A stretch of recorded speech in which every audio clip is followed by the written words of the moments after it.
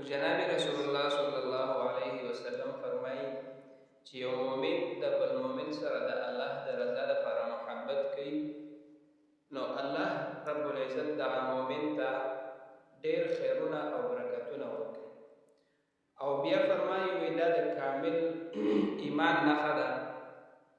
چې یو مؤمن د بل مؤمن سره د الله د رضا لپاره خالص صرف د الله د رضا لپاره د هغه سره محبت کوي. په دغه محبت باندې به الله رب العزت د خیرونه اجرونه ورکوي. او وی که بیا مالی محبت د مال په لحاظ سره د هغه سره مرسته وکړي، یا چې کوم دی د هغه په کوم ځای کې څه ضرورت یې او هغه ورله پوره کړي، نو الله رب العزت په دغه باندې ډېر خوشحالي دغه مؤمن ته الله ډېر خیرونه او برکتونه ورکوي. نو زمون او ستاسو مؤمنانو له الله رب العزت په دنیا کې د ورورولۍ ژوند ورکړی، ځکه چې رسول الله صلی الله علیه وسلم فرمایي چې یو مؤمن د بل مؤمن ورور دی. اوس ورور به د ورور سره په کم حیثیت باندې ژوند تېروي، ورور به د ورور سره په کم حالت کې زندگی سبا کوي، نو هر چاته معلوم.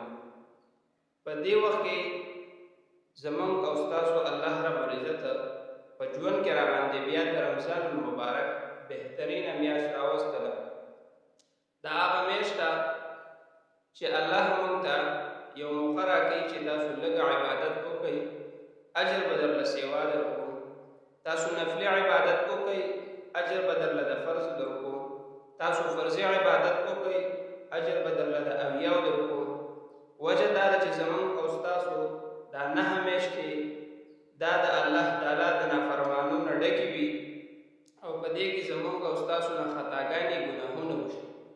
نو الله رب العزت په مؤمن باندې دا احسان او دا فضل دا وکړو چې دا میاشت یې راوستله. نو په دې کې ورته د نفل ثواب د فرضو مطابق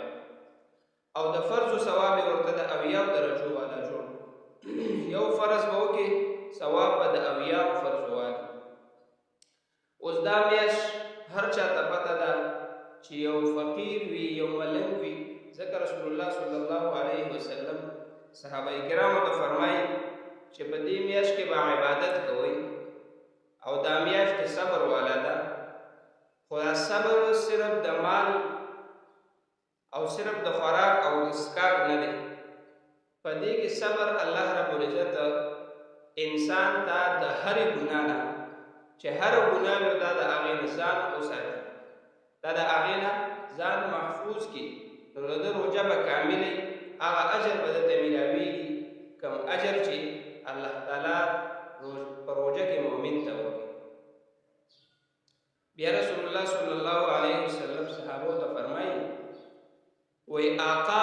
مالک دی په خپل خادم باندې ظلم نه کوي په دې میاشت کې، او مالک دی د خپل خادم نه د هغه جایز اصول چې کوم حق ورته حاصل وي او هغه د سره لګي په هغه مال کې د سره کمی نه کوي، بلکې رسول الله صلی الله علیه وسلم فرمایي چې د عام معمول مطابق به د خپل خادم سره د خپل غلام سره ډیره د حسن والا او ډیر د اخلاق رویه چي. یعنی مطلب دا دی چې په دې میاشت کې به تا چې کوم د هغه نه فایدې اخیستلې، کوم خدمتونه دې به کوله، هغه به کم کړي، او دته به په دغه میاشت کې لږ اسانتیا راولي، ځکه چې الله رب العزت د عبادت دا میاشت راوستله د مؤمن دپاره چې عبادت پکې وکړي. اوس حلاله مزدوري کول دا هم عبادت زما استاد لپاره، خو په دې کې به آقا د خپل غلام سره، مالک به د خپل نوکر سره د نرم مزاجۍ کار کوي. د 10 غنټو په ځای باندې به د هغه نه د 4-5 غنټو کار اخلي. دا به ستا د هغه سره حسن سلوک وي، ځکه رسول الله صلی الله علیه وسلم فرمایي وایي دغه وخت کې دته دا روژه ګرانه پرېنوځي، چېرته په ده باندې تکلیف محسوس نه شي، چېرته د الله تعالی د عبادت ته هغه په بل نظر باندې ونه ګوري. نو ته به د هغه سره داسې رویې چلې چې څنګه ته د خپل بچي خیال ساتې، څنګه ته د خپل بچي لپاره د روژه ماتي سوچ کې څنګه چې ته د خپل کور او د اهل عیال لپاره د روژه ماتي او د خوراک څښاک تیاری کې دغه شان د خپل آقا او د غلام سره هم په دغه رویه باندې وچلېږه، د هغه دپاره هم سوچ وکړه، د هغه خپل کوم سامان چې راوړي په هغې کې د هغه لوږه حصه وکړه، خو د الله د رضا دپاره یې وکړه، الله به درنه خوشحاله شي. ځکه چې دغه روژه او دا لوږه او دا تنده دا دغه غریب هم تېره کړې ده او دا تا هم تېره کړې ده چې روژه ماتې راځي د هغه هم زړه غواړي خواهش وي چې زه هم داسې اشیا پورته ویسم چې هغه مخې ته کېږدم او زه پرې روژه ماته کړم، چونکې غریب به یې بېوسه به یي، د هغه به په دغې باندې وس نه راځي او تعالی الله تعالی مقدر کړې ده، وس یې در کړی دی، مال یې در کړی دی، نو دا په دې میاشت کې په غرباو باندې په فقراو باندې په یتیمانانو باندې ولګوئ. نو الله رب العزت به ستاسو دغه نفلي چې کوم نفلي عبادت دی دا به درته الله د فرضو په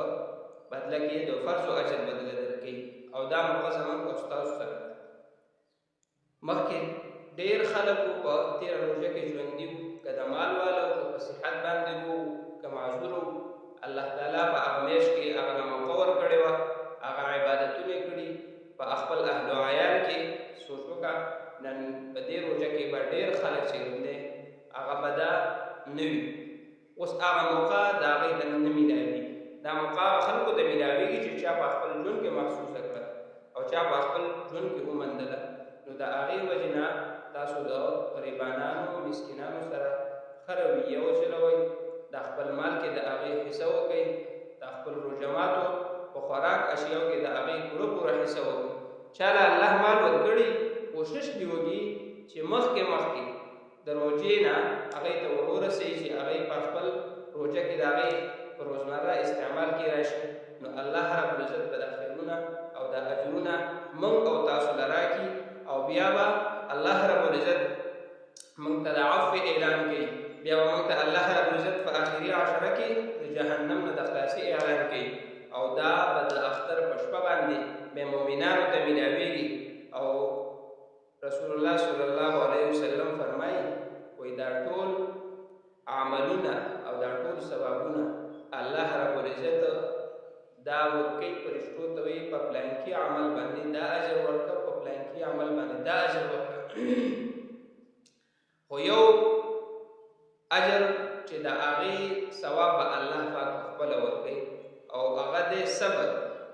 او الله پاک فرمایي وایي صبر بدله به زه ورکوم او د هغې بدله د جنت. دا اعلان به ورته زه کوم چې تا ته جنت میلاو شو. او د روژې تعلق چې دی دا ټول د صبر سره، که د خوراک نه ځان ساتي صبر وکړي، که د څښاک نه ځان ساتي صبر وکړي، که د حرامو نه ځان ساتي صبر وکړي، که د کنځلو نه د منافقت نه د دروغو نه ځان ساتي صبر وکړي.